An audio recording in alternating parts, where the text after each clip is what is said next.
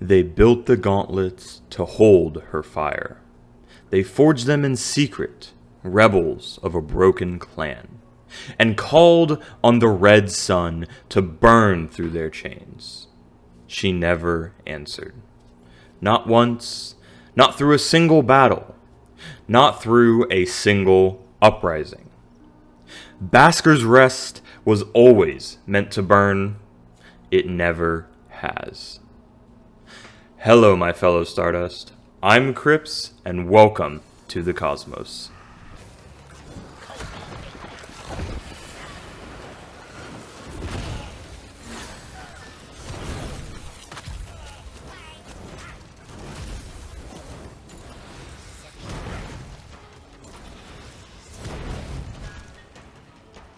This build finishes what the Baskers started.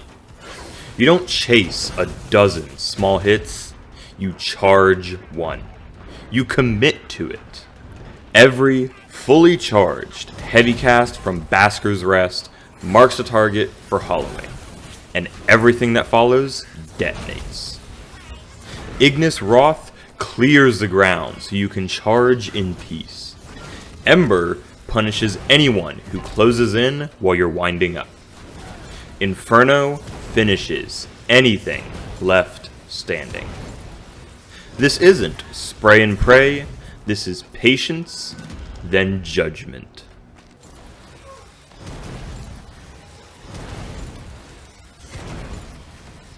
This loadout is built for the Cogah.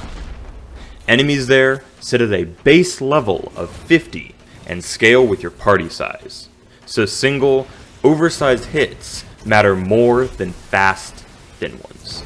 A charged heavy, a hollowing mark, and the follow-through to detonate it. That's usually enough to turn an Agari fight into a formality. Before we get into the weapon work, let's talk about what the Pact is actually doing for you here. Because none of this is about spamming Arcanics for damage. It's about buying you time to charge. First, Ignus Wroth.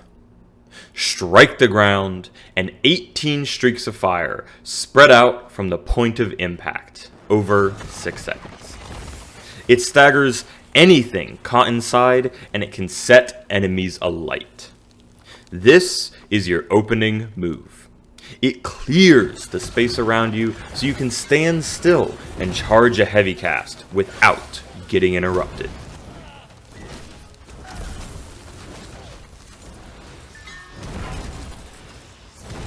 Next, Ember. Getting hit triggers an area of effect blast around you. Anyone who closes the distance while you're winding up a charge gets punished for it. This is what lets you stand and channel instead of dodging every incoming hit.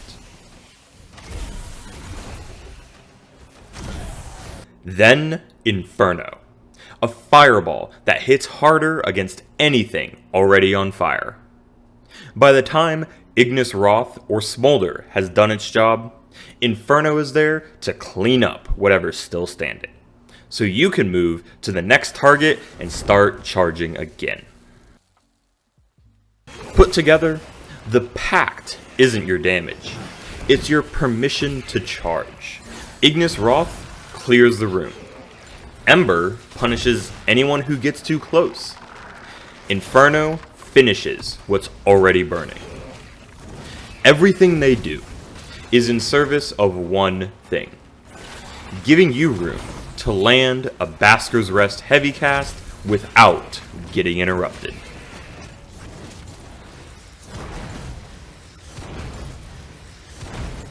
For virtues, we go all in on courage. It's the highest life per point of the three. It's the scaling stat for Ignus Wroth, and since the Preludes 13 Virtue rework, it's also part of Basker's Wrest's own scaling. The gauntlets themselves were retooled to want courage. So does the Pact wearing them. Preludes 15 also removed Virtue Liths entirely, so you can freely rebalance courage, spirit, and grace per loadout in the arsenal. No consumables, no commitment. If you're testing this build, there's zero cost to going all in and readjusting later. For Pact arts, we max Mora's Pride and Hungry Flame for our Courage attunement, and only put minimum investment into Smolder so we can unlock what's past it. For Talismans, Molten Mora is the standard pick, a straightforward Courage boost from the Kith of Kings line. For Cogah specifically, the Cogah Lorcaan is worth slotting in. It stacks a small damage multiplier per Agari you kill during your Cogah run. Fair warning, the communities track this as unreliable past a certain point, where the bonus can start decaying instead of climbing. Worth using, worth knowing its quirks.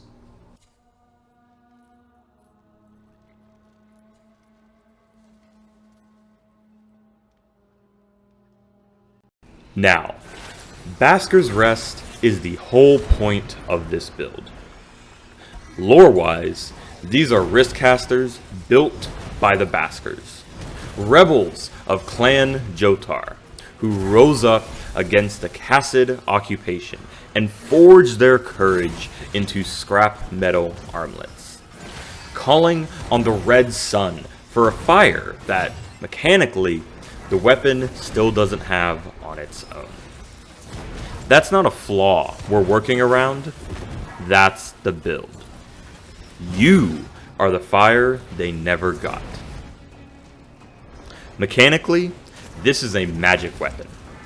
Heavy attacks are charged casts that fire off a powerful, explosive projectile instead of a melee swing. And the rune that defines this build is the Hollowing. Land a fully charged heavy cast, mark a foe, and 3 follow-up hits. Detonate them for a massive burst of damage. Igne Mora is here because it has to be.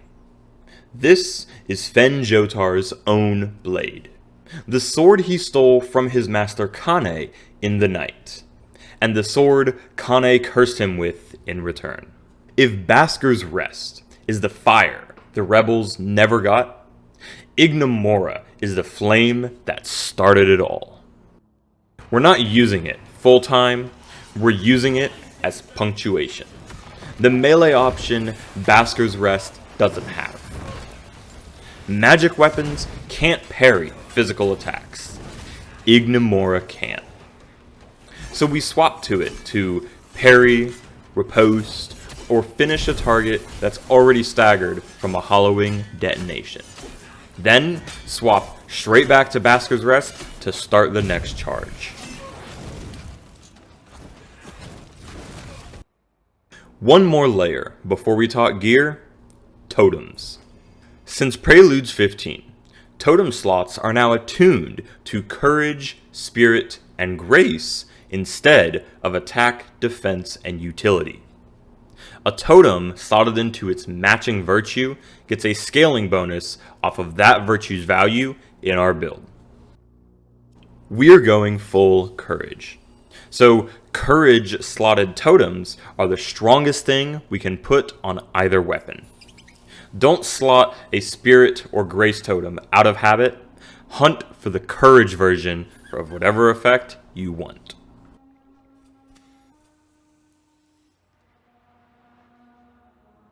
On Basker's Wrest, Smiting Stag goes into Courage slot first. It's the totem that keeps your smite chance high enough to actually keep the hollowing charged. And it scales off of your banked rune charges, which we're already going to be holding on to by design. Pair it with Bandicata Blast, which throws a stagger blast around every enemy near a smited target the moment the smite appears. Free crowd control while you're setting up your charge. Then Armor Coat, which banks physical armor off the same rune charges we are already saving. Everything reinforces the same habit. Hold your charge, don't dump it early. On Igne Mora, same Smiting Stag in the Courage slot, Then Dabble Dredge for a self-heal on Pulse Smite. Useful since this is the weapon you're using up close. Round it out with Diving Drake for extra single target damage on the finisher. A little heads up, a few totems are known to be bugged as of this recording. Dewclaw, Thundertail, and Stocky Lodge. For now, ignore those. Let's talk about actually getting all of this, because a chunk of it comes from one place you're probably already standing in. If you already have the Mora's Hand Pact, you got it as a rank 5 reward from the Kith of Kings, which means Fenn Jotar's entire shop is already unlocked for you. You just need standing. From Fenn Jotar directly, you can get Igne Mora fragments for 3,000 standing, Basker's Wrest for 5,000 standing, Molten Mora for 7,500 standing, and Sacred Shimmer for 5,000 standing, which you'll also want later for the Cogah Lorcaan. Standing comes from Sparrow's Tails for the Kith of Kings, or by turning in Siniculum favors dropped by enemies. If you'd rather not buy Basker's Wrest fragments outright, they also drop from Wraith of Wastes, from Cogah, or 3-star Kith of Kings Tails. Igne Mora fragments alternatively drop from finding Fenn Jotar himself in a Durmak Undercity dungeon and reaching the exit with his fire buff still active. For runes, the Hollowing and extra Basker's Wrest fragments both come from Wraith of Wastes. One trip takes care of 2 items. Everflame for long blades comes from Nell Knight, or from the Fort Curlal and Fort Kernhold sieges. For tempers, Enkindled and Full Force both roll randomly on drop or craft. If you don't get them naturally, Tu Vulcane can re-roll a weapon's tempers using Chaos Chordstones, so you're not stuck praying for a specific roll forever.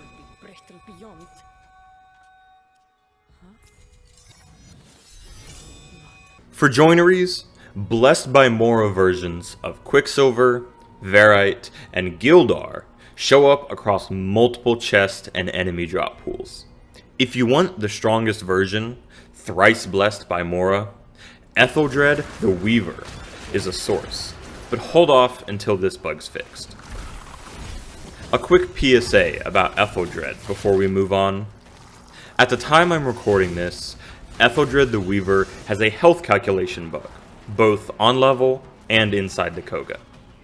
I've had hits land that show my health bar dropping from 40% straight to 0, while I was visually sitting at full health the moment before impact. This isn't just me. The community's flagged a broader health bar desync issue on the official forums recently, where the UI doesn't always reflect your actual life total. This looks like the same root problem showing up hard against Etheldred specifically. So if your farming route takes you through the Synclin depths for that joinery, or Etheldred's just in your way, don't trust a full health bar around her right now. If Digital Extremes has already patched this by the time you're watching, great. Ignore me and go get your joineries. The Cogah is where this build is actually meant to live. Base level 50, scaling with your party, this isn't a place where death by 1,000 cuts works very well. A single, well-placed hollowing detonation does more work than a full combo of light attacks ever will. The one thing to watch for, archers and anything ranged. You need standing still time to charge a heavy cast, and that's exactly what punishes you if you ignore them. Let Ignus Wroth clear your immediate radius before you commit to a charge, and prioritize anything shooting at you from range before you start winding up. This is what works for how I play. If charging feels too committal for your taste, You can lean harder on Ignus Wroth and Inferno instead, and use Basker's Wrest light attacks to fill in the gaps. The hollowing is the core of this build, but it's not the only way to make Basker's Wrest work. Adjust it until it's yours.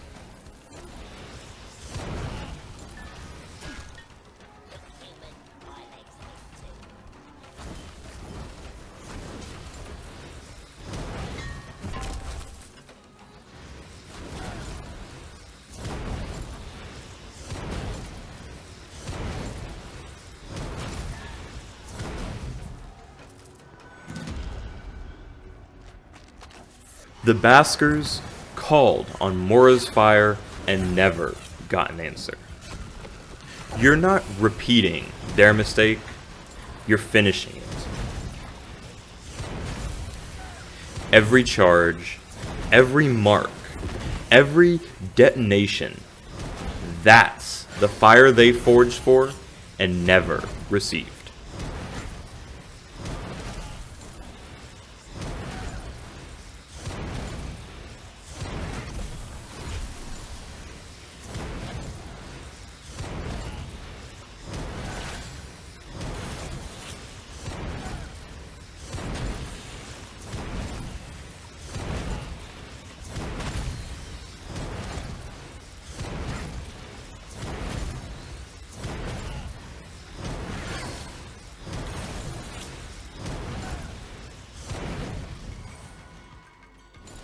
Basker's Wrest doesn't need to deal flame damage, not when you're the one holding it.